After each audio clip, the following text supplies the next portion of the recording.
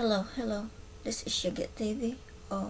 I just watching a video, a gruesome video. May tungod sa Jacko Lake TV na nagpost sila og video sa YouTube. And apal sorry sa babae nga ilagi post kasi nakap it hap. Pinuputo ng hap.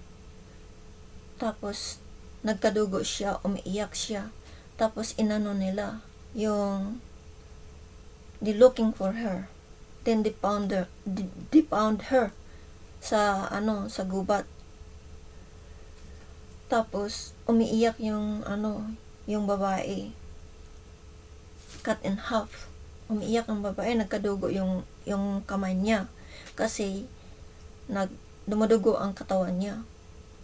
Nakikita daw sa ang tinain niya, yung intestine, nakikita na daw kasi kinakat ng hap nga eh. Tapos hindi ko alam kung saan yun, pero sa Pilipinas yun kasi ko yung language niya, dialect. Ang dialect na ginagamit nila, alam ko yun, taga Pilipinas yun, pero hindi ko alam kung saan yun, ang location nila. Kawawa ang babae kasi inaano siya, parang ina-abuse siya sa team ng Lake TV, mga batanon pa, parang inano nila, binagbantangan nila na daw yung aswang daw, pero hindi naman talaga yung aswang siya. I think kasi parang biktima siya eh, kasi pinuputol yung niya, katawan niya. Pinakita doon sa, I just watched it few minutes ago. I just watched it. And then I fall asleep to think about it if I do a follow up about it.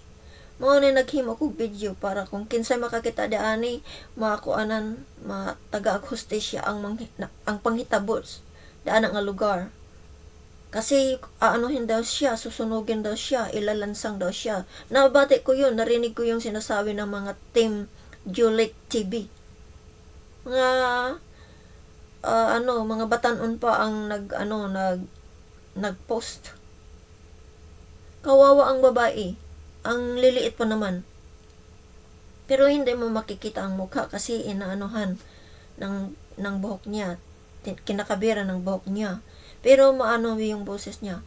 Takot na takot siya talaga. Umiiyak siya. Sino bang hindi umiiyak? Sino bang hindi matatakot? Kung kinakat siya ng hap. Tapos dumudugo na yung katawan niya. Buti nga, I don't know if that is happening today. Pero, kung kawawa naman ang babae. Naawa talaga ako. Kaya nagpo-post ako ng follow-up na video kung sino ang dito, sana matulungan yung babae kasi kinakat ang hap at sabi nila pag bumabalik daw sila doon, pag hindi pa naayos ang buhay niya, isusunog daw siya or ilalangsang. Ano ba yan? Bakit ganun? Hindi ko na talaga maintindihan ang tao sa mundo. They're very judgmental. Tapos may sinasabi sila na ganito. Pero hindi naman nila pinopost. So anong proof niyan? Wala. Hindi nila pinopost. Ang pinopost lang nila yung half body ang katawan ng babae. Very young ang babae. Wala pa nga siguro mag-20. Yeah, very young. Pero may anak siya daw, isa. Kawawa naman. Umiiyak yung babae. Sino ko namang hindi iiyak? Kung ako naanuhan ako ng yan, ulo. Sa tumitingin ng ganyan. Excuse me. Yun. Kawawa naman yung ganyan eh. Huwag naman kayong ganyan. Huwag naman ganyan ang mga tao doon. Porque hindi niyo sila kilala. Tapos may marami dong ganyan sa kanila, marami daw ganun sa kanila. Hindi ako naniwala nung ganun. Kasi nakakita din ako ng mga video na lumilipad half body, pero hindi yan dumudugo yung katawan nila. Then lumilipad sila pauwi. Then back to normal. Yun, hindi yun. Pinagkamalan lang siya, I believe. Kawawa naman ng babae. Ang kukunti lang, parang bata ang size niya. Pero may anak daw siyang isa kasi ina-interview siya. Tapos inaano nila, ina-abuse, sinasaktan nila, inaano ang ulo. Tapos may nagtampal-tampal sa kanya na pag sabihin na patulugin mo. Tapos tumutulog. Then umano siya. How do you call that one? Nagising agad.